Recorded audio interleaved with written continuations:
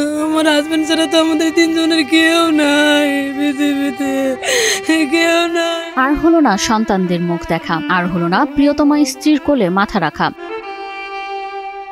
কয়েক সেকেন্ডের ব্যবধানে যেন শেষ হয়ে গেল সব স্বপ্ন। ফেসবুকে নিজের শেষ স্ট্যাটাসের মতোই যেন পালিয়ে গেলেন তিনি।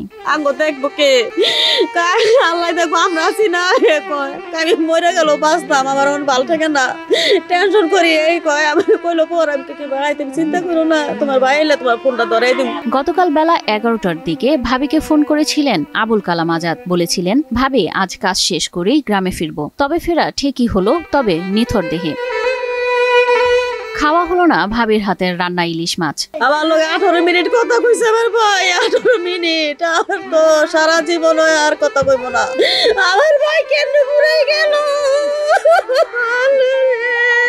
ঢাকার ফার্মগেট এলাকা চলছিল ব্যস্ত নগর জীবনের প্রতিদিনের গতি। হঠাৎই মেট্রো রেলের বেয়ারিং প্যাড খুলে পড়ে নিচ দিয়ে হেঁটে যাওয়া পথচারী আবুল কালাম আজাদের ওপর। সবকিছু থেমে যায় এক নিমিষে। সেই ধ্বংসস্তূপের নিচেই নিথর দেহে পড়েছিলেন আজাদ। বলছি শরীয়তপুরের নড়িয়া উপজেলার ঈশ্বরকাঠের আবুল কালামের কথা। 4 ভাইয়ের মধ্যে ছোট, এমনকি পরিবারের একমাত্র ভরসা ছিলেন তিনি।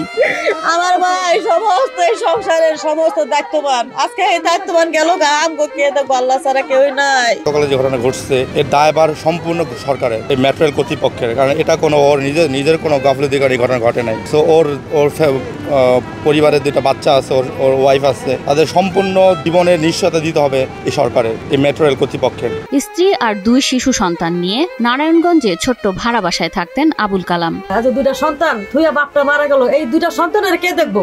অল্প বয়সে একটা মেয়ে বিধবা হইলো, এটা কে দেখবো? সরকারের দায়িত্ব নিব। প্রতি মাসে বেতনের কিছু অংশ পাঠাতেন গ্রামের বাড়িতে ভাইয়ের সন্তানদের পড়াশোনার খরচের জন্য। কিন্তু আজ সেই বাড়িতেই আবুল কালামকে হারিয়ে শোকের মাতম।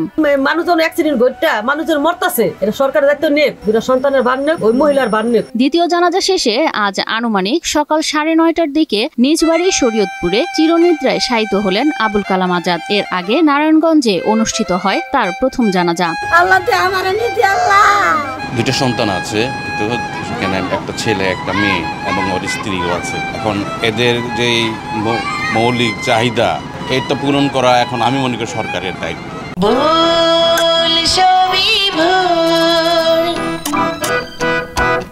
সরকারি নির্দেশনা অনুযায়ী পরিবারটিকে ক্ষতিপূরণ দেওয়ার আশ্বাস দেয় উপজেলা প্রশাসন। আমাদের উপজেলা প্রশাসনের অফিসাররা জানাজাতে অংশগ্রহণ করবে এবং পরিবারের পরিবারের পাশে আমরা থাকবো এবং সরকার ইতিমধ্যে যে ঘোষণা দিয়েছেন এবং পরবর্তীতে যদি কোনো নির্দেশনা থাকে আমরা উপজেলা প্রশাসনের পক্ষ থেকে এটা বাস্তবায়ন। সরকারি নির্দেশনা অনুযায়ী ক্ষতিপূরণের আশ্বাস মিলেছে, কিন্তু সেই ক্ষতিপূরণে কি ফেরানো যাবে 2 সন্তানের বাবাকে? সেই টাকায় কি ফিরে আসবেন সেই বিধবা নারীর স্বামী? এমনই প্রশ্ন ঘুরপাক খাচ্ছে সবার মনে।